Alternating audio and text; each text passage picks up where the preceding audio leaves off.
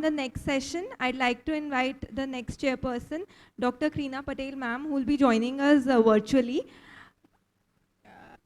Ma'am is the professor and head of Department of Dermatology in GMERS Medical College and Hospital, Ahmedabad. She has authored chapters in various books and has various publications under her name.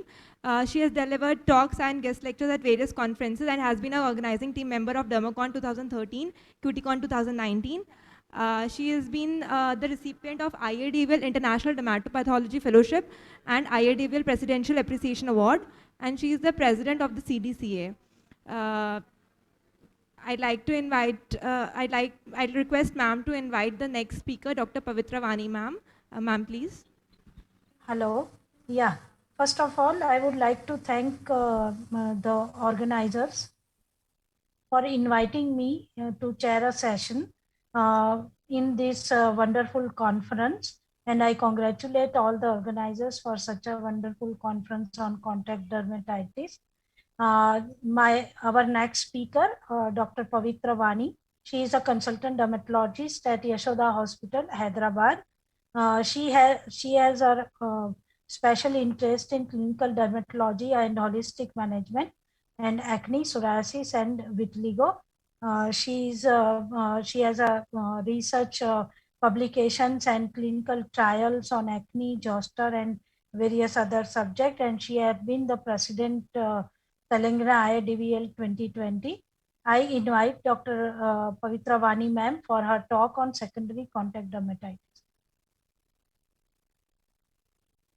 Thank you, Dr. Patel, for the kind introduction.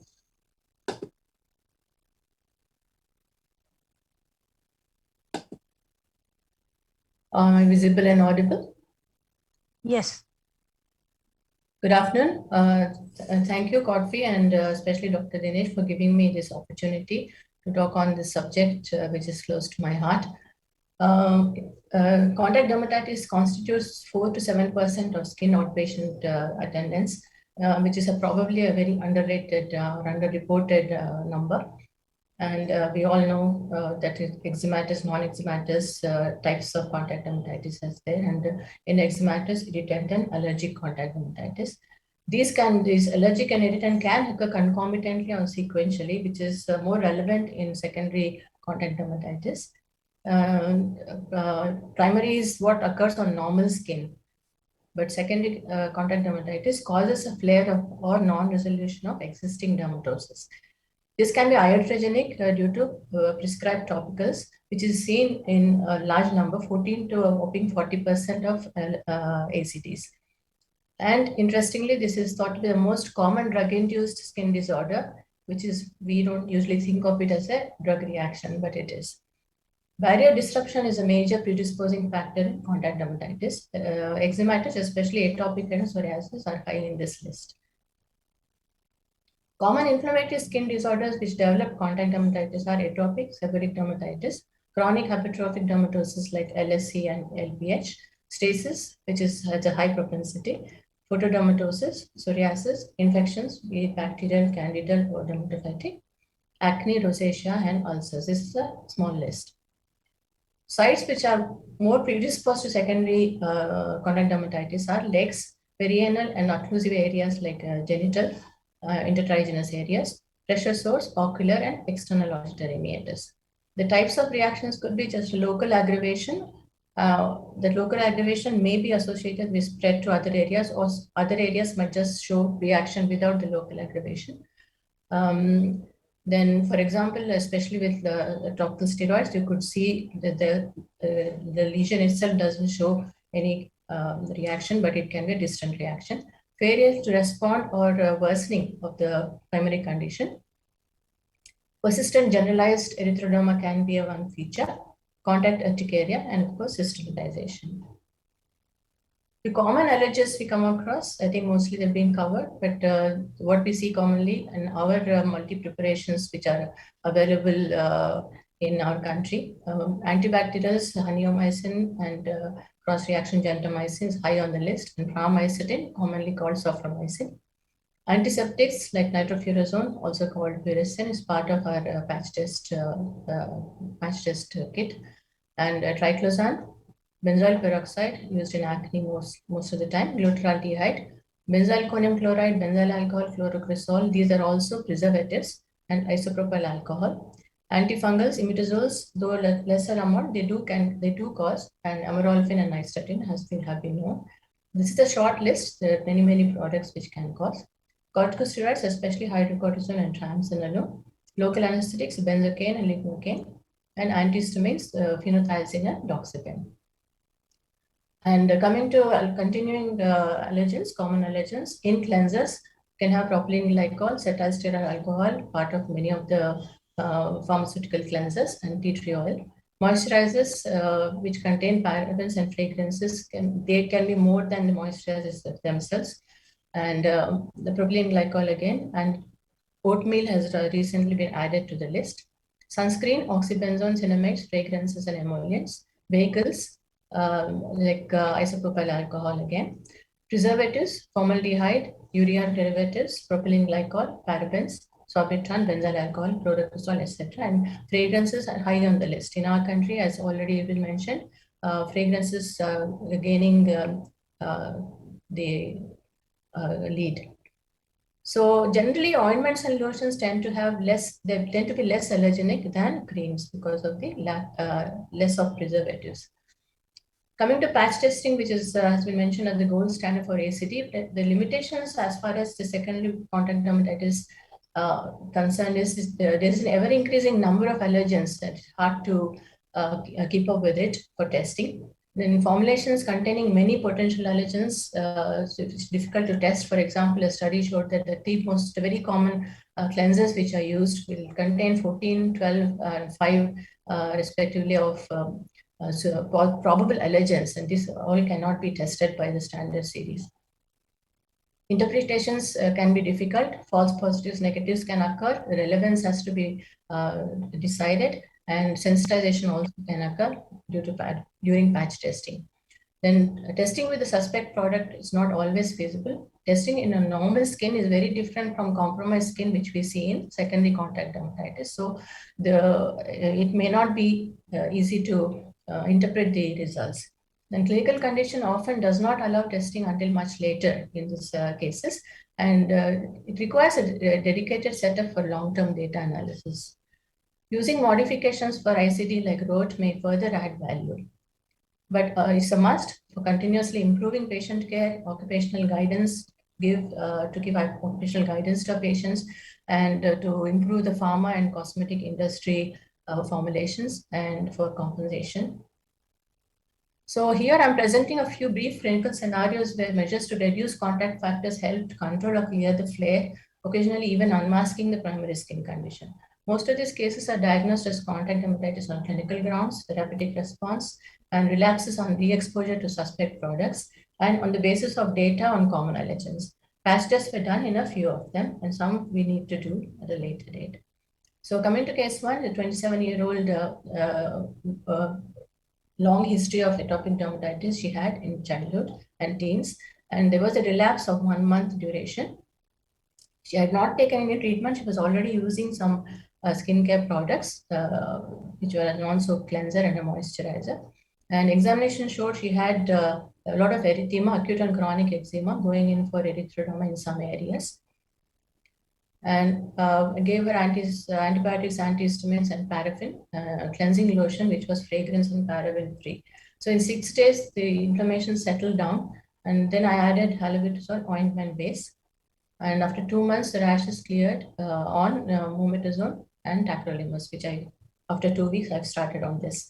So this was all settled well, and 10 days later, flare started. She had used mometasone cream instead of ointment, and you can see that made a difference. And when we restarted the ointment, she continued to improve. And at 3 months, this was the situation. 2 months later, she again had a flare when she started using her moisturizer.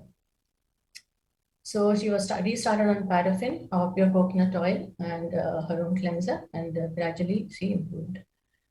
Case 2 is a 12-year-old female, 8-year history of atopic dermatitis with a 2-month history of flare. She was on a soap-free cleanser and a fusidic acid beclomethasone cream, a moisturizer with aloe and preservatives.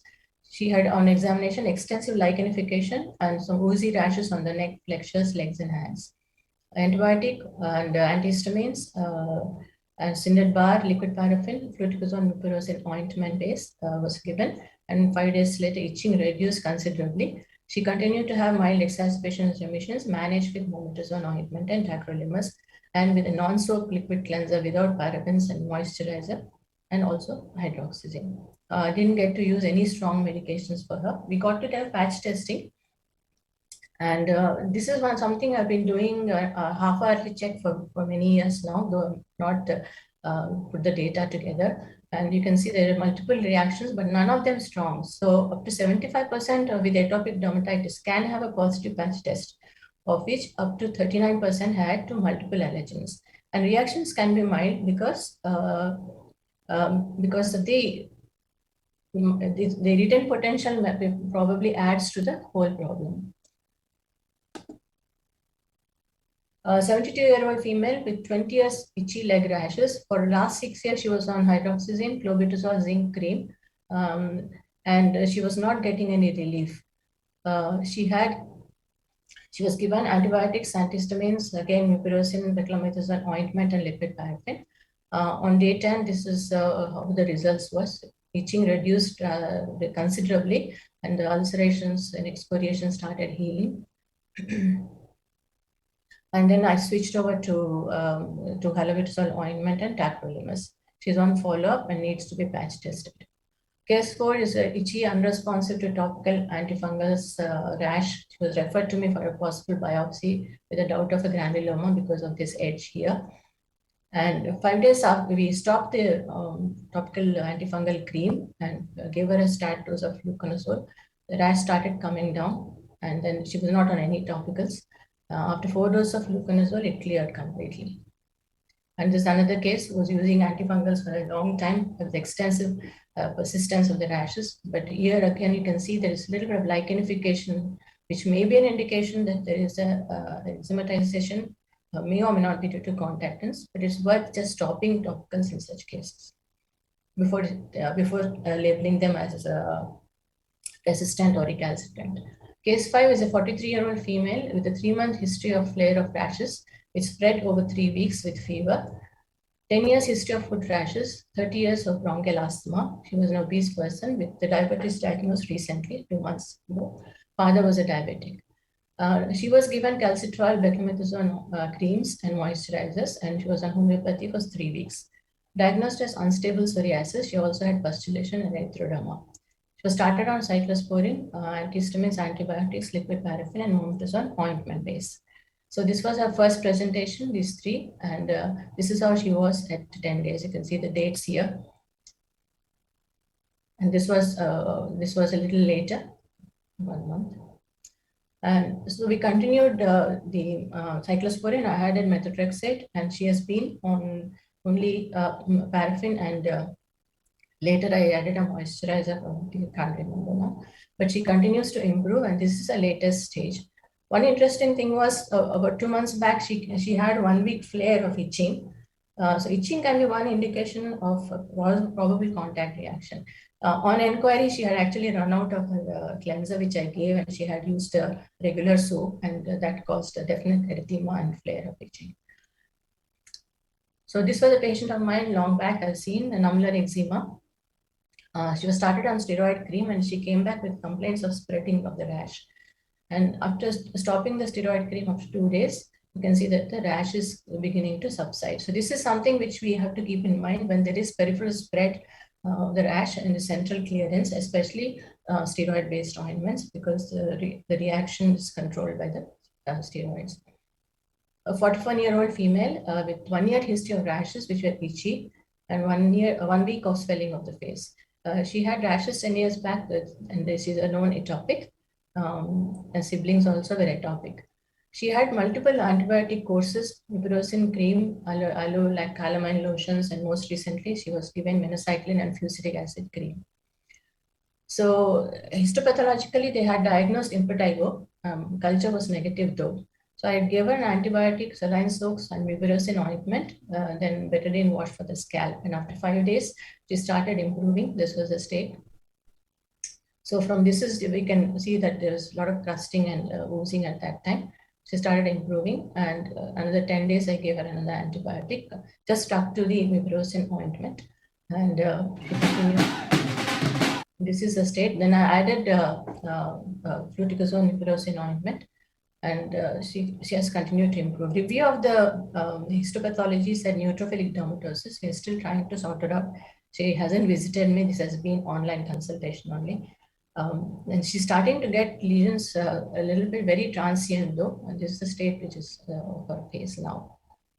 So we need to study her further. So in conclusion, contact dermatitis can be one reason for exacerbation or unresponsiveness or dissemination of a dermatosis. We need a high index of suspicion to suspect and manage these cases before stepping up to the next level of systemic management of the primary condition.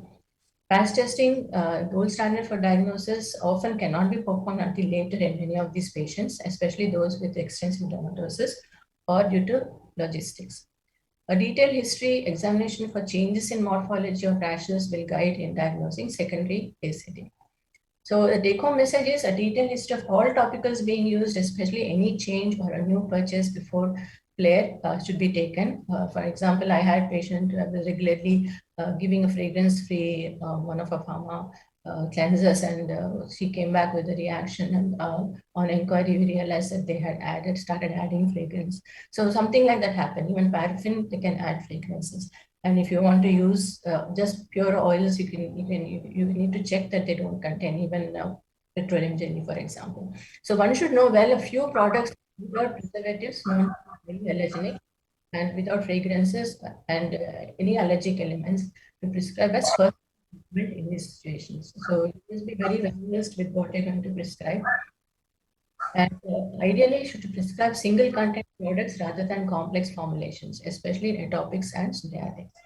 So, as I mentioned, single content products, for example, if it's a commercial coconut oil, they still will have additives. So it has to be single content and not a paraffin with, for example, fragrance added, or petroleum jelly with color and fragrance added. So you have to be well aware of what the patient is using and prescribing also. So ointments, as I already mentioned, have lesser potential to cause ACD as most do not contain preservatives. So as first line, you should try and use ointments and rather than creams in these patients. Once everything is settled, if you're able to do patch tests to establish causative allergen, if it's not extensive, you can do even while you're treating for localized areas. And you adopted long-term advice and to add to the knowledge about how the changing and will further manage a patient. Thank you so much. Thank you, Dr. Vani ma'am, for crisply highlighting the issue of secondary contact dermatitis, which we commonly see in our day-to-day OPD, and a nice presentation with nice cases. That's all. Over to the organizers. Thank you for giving me this opportunity.